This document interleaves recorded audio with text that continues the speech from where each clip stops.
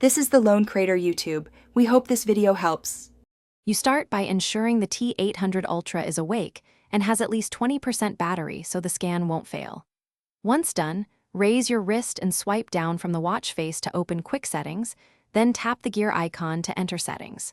You do this because QR functions live under Device or Connectivity menus.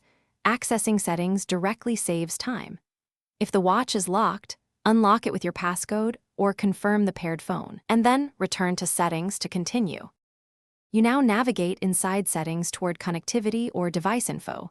Firmware differences mean the QR option can hide in either place, so check both. Once you find a label like QR code, pair via QR, or scan, tap it to open the scanner overlay. The watch will activate a tiny camera or internal scanner. You need to center the external QR in the watch viewfinder for reliable detection, so hold the code steady and about 6-12 inches away. If autofocused, you finish by centering the QR code in the watch's scanner and holding steady until the device vibrates or shows a confirmation message. Once detected, follow the on-screen prompts to accept pairing, install content, or import the data the QR encodes. This step finalizes the transfer. If nothing happens, make sure the lens is clean and the code is well lit, or restart the watch and repeat. That troubleshooting tip fixes most failures, because software resets and clearer imaging resolve common scan issues.